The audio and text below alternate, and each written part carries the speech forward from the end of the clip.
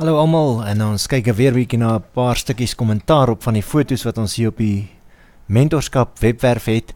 Hierdie foto deur Frans van Heerden. Frans, ek geniet jou HDR verwerking van een van hierdie gunstelinge van jou. Ek hou van die lyne wat in die foto inwerk, die lekker toepassing van die reël van derdes. Ek dink 'n mens kan dalk kyk na hierdie kolletjies hier voor. Dit lyk of hulle ook deel van die pad is, behalwe hierdie enetjie. En die mense hom kon uitklou in Photoshop. Baie interessante verwerking. Ek vra myself, wat fascineer mense aan die foto, en ek dink is baie van die kleur in die lyn. En dan is daar 'n bietjie van 'n dilemma vir my. Ek weet nie of 'n ou hierdie regterkant, hierdie gedeelte wat ek nou hierso aandui met die muis moes gehou het, en of 'n ou dalk hierdie foto panoramies kon gekrop het. En ek gaan weer vir jou wys as ek die muis hierso trek, en dan hier af en hier so links, dat dit so tipe panorama is, met net daai mooi bome en die lyne wat inwerk. Jy sou dalk selfs nog meer van daardie wolke hierbo kon gehou het, maar die deel hier regs is vir my effens sterend, want dit vorm 'n nuwe prentjie of 'n nuwe foto, terwyl die linkerkantste 2/3 vir my is waar die foto plaasvind. Dis maar bloot my opinie, en ek deel graag, maar ek moet sê die kleur is nogal fascinerend in hierdie foto, soos 'n lekker verwerking. Hier het ons weer een van Frans se foto's, en in hierdie foto dink ek is die aksie die ding wat die foto maak. Die krokodil kom hier uit die regterkant onderuit, so daar is lekker aksie. Nou, omdat dit natuur is dit baie moeilik om te sê, goed, 'n mens wil nie soveel geraas in die agtergrond het nie.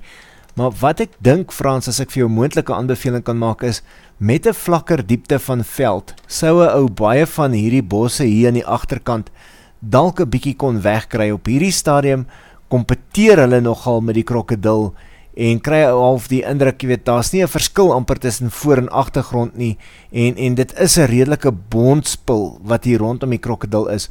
So 'n F-stop wat, jy weet, hier by F2.8, F5.6 is, dis nou maar bloot vir mense wat nou nie die F-stop of diepte van veld verstaan nie, is 'n F-stop wat dalk vir jou bietjie meer diepte van veld na agter toe gaan gee.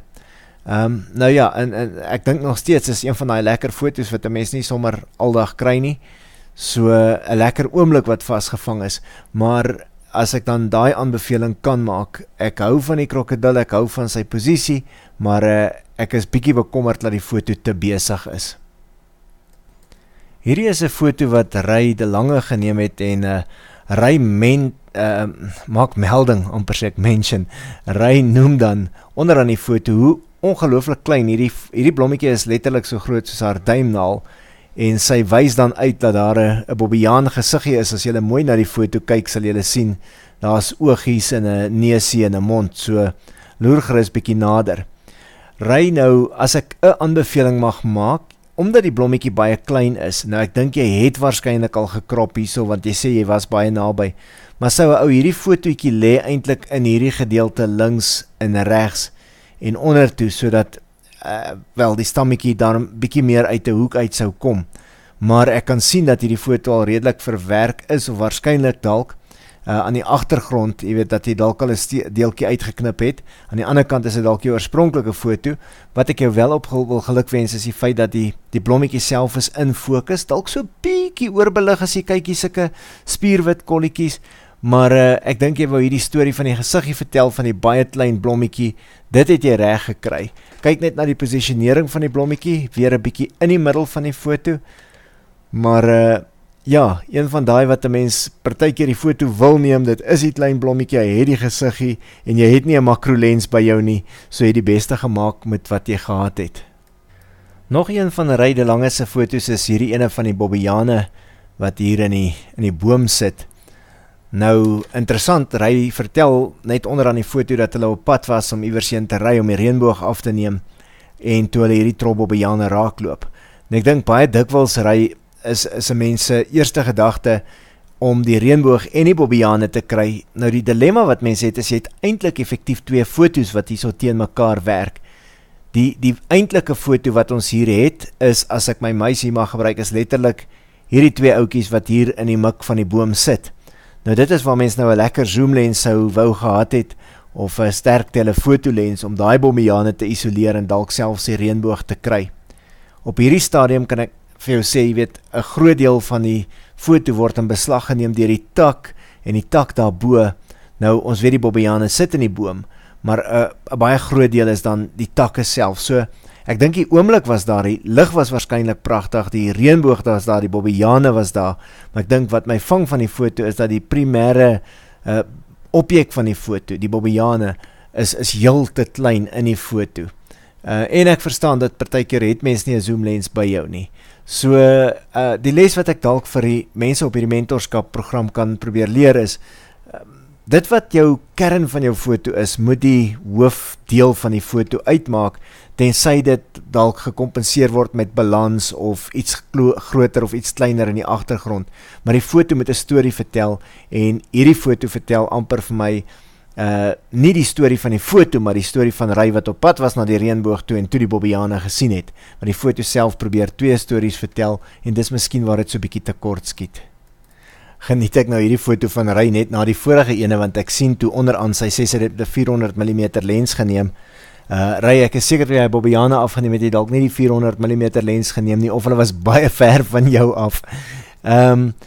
Ja, baie interessante foto, maar wat my fascineer daarvan is dat Ry in die teks onderaan sê dat sy het op manual verstellings gewerk, en sy kon werklik die lig hierso, kan 'n mens sien, 'n bietjie bewerk. 'n Mens sukkel altyd as die son helder is, om die balans te kry tussen die helder son en dan jou kamera maak outomaties hierdie dele donkerder omdat hy die helderheid sien of so, afhangend van hoe die metering gestel is.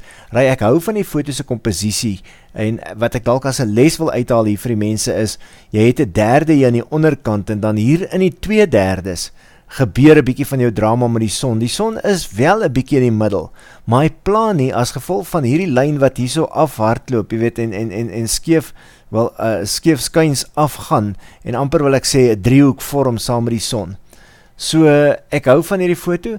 Ek dink net, dit was dalk bietjie laat. Ek weet nie wat jou kamera verstellings was nie, maar dit lyk tog of hy bietjie geraas op die foto het, of daar so bietjie noise is, maar dit kan natuurlik wees as gevolg van die verkleining van die foto. Wat ek net wel wil noem is dat 'n hoër ISO, dis nou maar bloot die les wat ek hier wil uithaal, vir jou 'n bietjie noise op 'n foto kan gee, en 'n mens baie keer daai noise sou wou afhaal met 'n program soos Lightroom of Photoshop of Noise Ninja of een van daai. Maar dis daarom net om te wys dat 'n mens redelike lekker foto's laat aand kan neem, en dat mens net moet uitkyk vir die impak van noise. Ry, ek hou van hierdie fotootjie, dis vir my 'n lekker prentjie wat jy hierso vasgevang het. Nou, sommer om aan te sluit by Ry se vorige foto, het Henriette hierdie lekker pragtige atmosfeerfoto wat sy ingestuur het. Nou, dis by Sinangwana, en dis 'n uur na sonsonder. So wat Henriette waarskynlik hier gedoen het, is om die kamera baie stil te hou, op 'n 3-poot of so iets, en die sluiterspoed dan redelik oop te maak. Julle sal ook sien, daar is noise in hierdie foto, mens kan sien, hy is 'n bietjie sag, maar wat lekker is die feit dat Henriette het regtig waarskynlik nie te veel gehad om te werk nie. Dis hierdie huisie wat nou maar die onderwerp word. Mens kan sien, hier lê iets aan die linkerkant en so, maar wat sy probeer doen het, was om hierdie lyne te kry, hierdie paaltjies wat na die huis toe gaan, sowel as daardie paaltjies wat afgaan, om vir ons so by mekaar koms daar by die huis te probeer skep. Ek dink partykeer dit is wat 'n mens het om mee te werk. Wat ek hou van die foto is die feit dat hy na sonsondergang geneem is, en dat Henriette nou baie lekker met 'n lae sluiterspoed gespeel het, en dis miskien die les is om vir ons te sê, ons kan gerus die kamera op shutter priority of dan op die Canon kamera op TV sit. Jy gaan 'n bietjie meer lig inkry, so hy kan oorbelig, maar jy gaan die beweging kan vasvang. En hoekom dink julle het Henriette se foto nie oorbelig nie? Bloot as gevolg van die feit dat dit al redelik laat en na sonsondergang was. So 'n lekker atmosferiese foto. Nou ja, weer eens, ek het na 'n paar van hierdie foto's gekyk, en ek hoop regtig wat ek sê maak sin vir julle. Onthou, partykeer stem mense nie altyd saam nie, dis doodreg, dis bloot my interpretasie, en ek was nie daar saam met jou toe die foto geneem is nie. Ek het nie die toerusting gehad wat jy gehad het, en of die toerusting tekorte gehad nie, maar ek hoop die leerproses is vir julle baie lekker, en dat mens lekker kan gesels oor hierdie foto's. Tot 'n volgende keer sê ek vir julle, laat die sluiters maar lekker raas.